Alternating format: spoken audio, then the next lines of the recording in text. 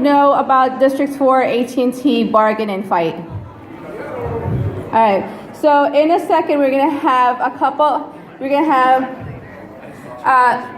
asking you guys to take action around this. But before that, what local?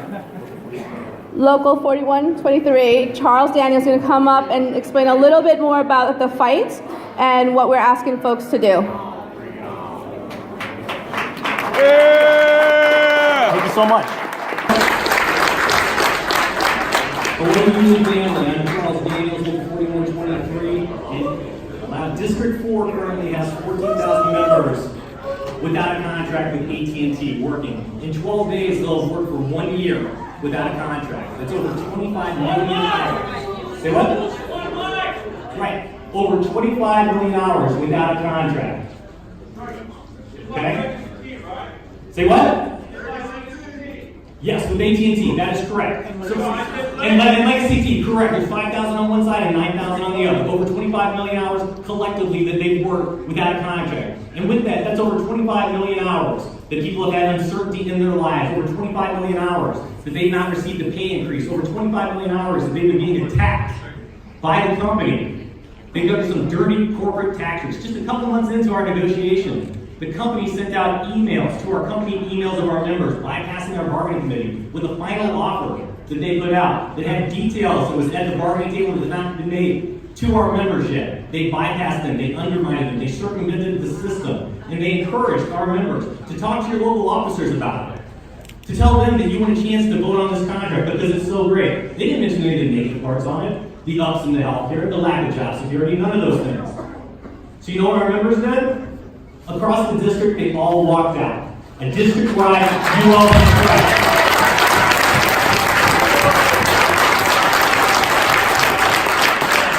And we pressed the court charge based on that, because that's direct dealing. That's illegal. In any sane world, that's illegal. But we no longer live in the same world, and they dismissed our charge. And to this day, the company continues to send those emails out, bypassing, circumventing, disrespecting our union.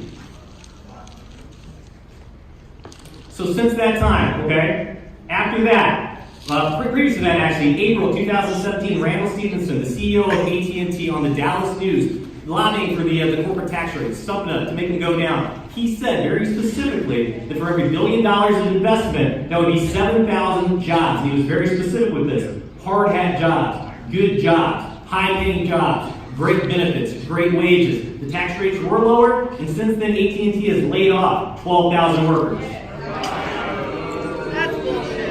No shame. So at the table, they requested relevant data. Where are those jobs? Where did that tax cut money go? And the company's response was, that's none of your business. So we pressed the board charge. And the board's response was, that's none of your business. Because nowadays, it seems like the National Labor Relations Board, they're more there to enable these corporations to exploit labor as opposed to enforce labor law. And that's wrong. So with all of that, coming up on a year, this is tough sledding, man. It's hard to keep people motivated for that long, especially when they're getting beat down in that way. But I'll tell you what, coming here and being around all of you, it has been energizing. Because in a lot of ways, you start to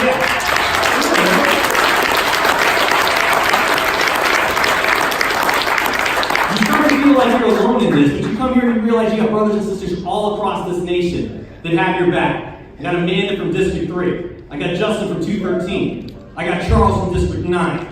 I got Jay from District 6. I got my brothers and sisters in the AFA that on April 11th have a big picket going on in Chicago.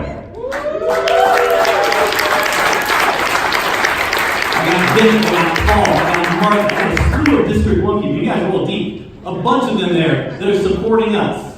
And we appreciate it, but we need some help, okay? We have a mobilization that we're trying to get off the ground right now, and it has to do with that hashtag of over 25 million hours worked. Hashtag over 25 million hours worked. And we're trying to get that out into the world. We're going to be putting out a lot of content, videos, pictures, articles, all those things to try to spread awareness. But we need some help to make sure that that information doesn't die on the vine. We need y'all to help push that as well. And I know that everyone doesn't like sharing those kind of personal things on political things on their Facebook page. I get it. We've all got that, Aunt Agnes or that brother-in-law Herbert that anytime you say anything remotely political is like posting comments about Benghazi and stupid shit like that.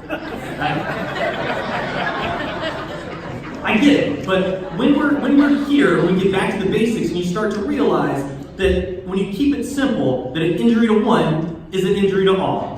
And when they're fucking with one of us, they're fucking with all.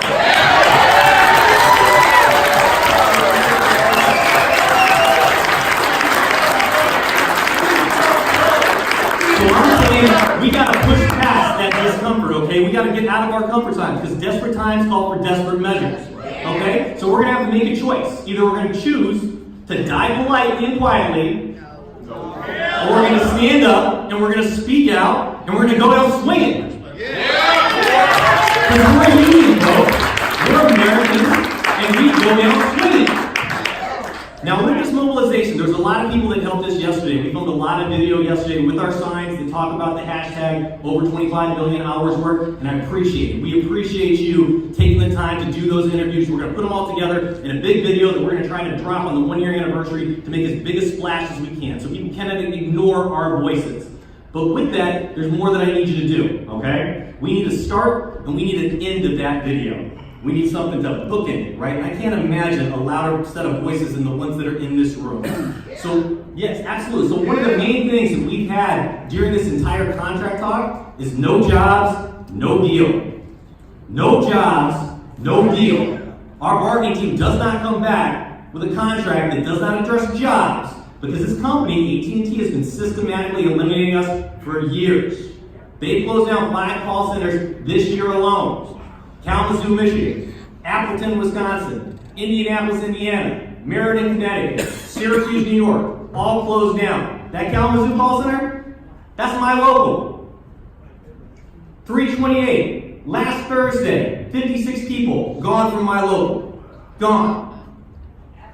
But down in Mexico, at AT&T's call centers down there in Mexico City, in Guadalajara, they got over 2,400 employees. They're growing. How does that possibly make sense? No jobs, no deal. They declared a surplus on March 15th. In the outside world, our premise technicians, those are the guys that do the UVerse, the direct TV, 139 across the district, 20 inside my local, one with over 17 years of service. This Friday, April the 5th, it's his last day. 17 years of service. There are still contractors out there that are not doing similar work. They are doing the exact same work, and they continue to have a job. And I don't know if those people have 17 days, 17 weeks, I don't know if they have, but I guarantee you they don't have 17 years. They haven't committed that kind of time to this company for the company to turn their back reprehensibly.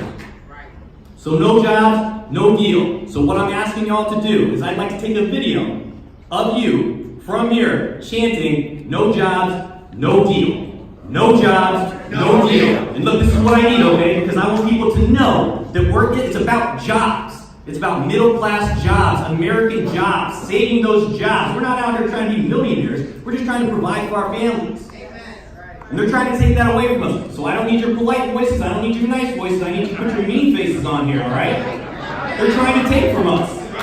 So can y'all do that for me? Yeah! In 30 seconds, no jobs, no deal. I'm coming up right now. Let me hear you, brothers and sisters. No jobs, no deal. No jobs, no deal. No jobs, no deal. No jobs, no deal. No jobs, no deal. No jobs, no deal. No jobs, no deal. No jobs, no deal. No jobs, no deal. Started gathering, and they had our signs, and they were holding them up, and they were chanting, and they were talking, and we were videoing, and it was awesome. And all of a sudden, they started saying, "We support District 4.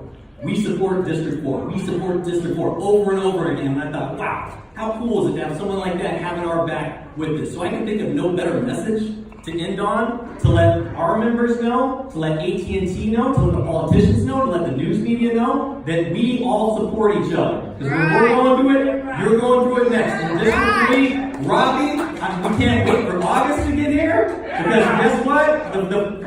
You're coming into the fight with us, and you know, the water's fine, my friend. Yeah. So, if I could just get one more thing from you, just like the no jobs, no deal, if I could get a "we support District 4," so when this video is wrapping up and we're fading to black, that's the last thing that people are hearing, I'd be eternally grateful. Can we get that? Yeah.